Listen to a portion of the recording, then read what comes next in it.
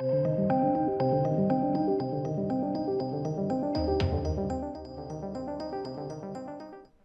welcome ladies and gentlemen. It would seem that HBO is going full force with some more Game of Thrones. Now it's interesting, I think, that they're doing this, because it seems, to me, it signals that this is basically the only show that they believe is like their big heavy hitter.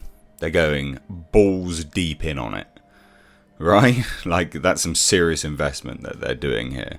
So what we've had announced is a Jon Snow sequel series. Yeah.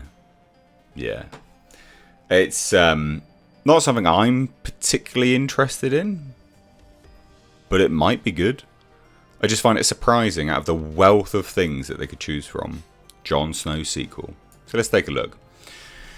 It's an exclusive over on the Hollywood Reporter. But yeah, a Jon Snow sequel series is in development at HBO. Not even just like, oh, we're just doing like a mini series, or we're just going to do a TV movie. A whole series, which I think also throws up some interesting questions to Kit Harington's, the actor, future as part of the Marvel Cinematic Universe, because he is supposed to be a character in that as well. But if he's busy doing this, which will be very labour intensive, he's probably not going to be available for that either. But that's not a massive surprise, because of course his first entry into the Marvel Cinematic Universe was panned, the Eternals.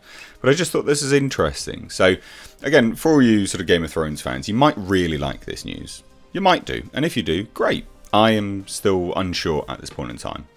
But Kit Harington is attached to reprise his fan favourite role in the first potential Thrones project to take place after the events of the series.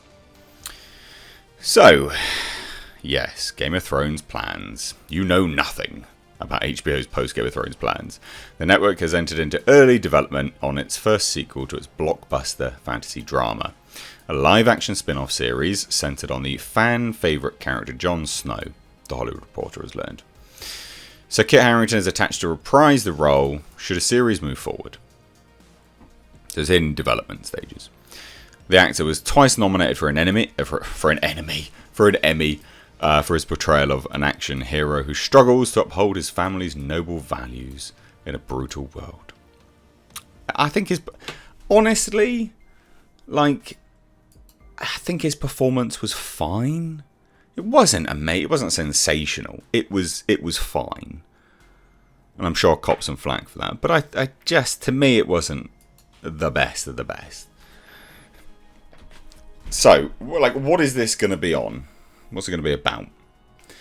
So, obviously, Game of Thrones' 8th and final season, Jon Snow discovered his true name was Aegon Targaryen, a potential heir to the Iron Throne. And in the series finale, he was exiled from Westeros and journeyed north of the Wall with the wildlings to leave his old life behind. Cool.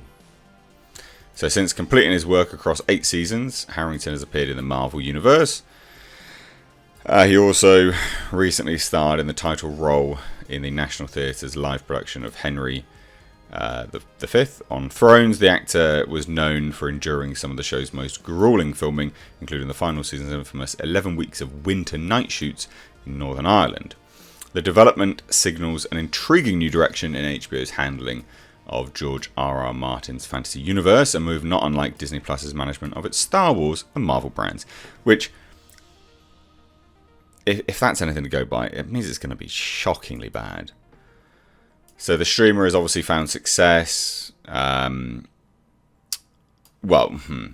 Disney, that's what Hollywood Reporter is saying, that they found success launching character-focused sequel series. WandaVision, Obi-Wan Kenobi, things like that. I wouldn't say that they're massively successful. They're middlingly successful. So perhaps most boldly from a creative standpoint, the project would upend Thrones' final season as the last word on the fates of the surviving characters in HBO's most popular show. I mean, that's the real reason why they're doing it. They're just trying to milk it as dry as possible. And the thing is, I guess this, to be honest, I guess this is this is like the one that they can do, because if he's not actually in Westeros, don't have to interact with anyone else at that point. You don't have to pick up on anyone else. You don't have to have cameos from anyone else. You can just go, cool, we're done. We're journeying off over here. We're having fun over here. We don't need to worry about these other characters. We don't need to get them back. So it does make sense that this was the logical step that HBO would do. In fairness, now they say that it could open the door for other surviving characters to reappear. How could it? If he's not even in Westeros? I doubt it very much. And actually, it would be... I think it would be a shame if they went down that route of just cameo this, cameo that.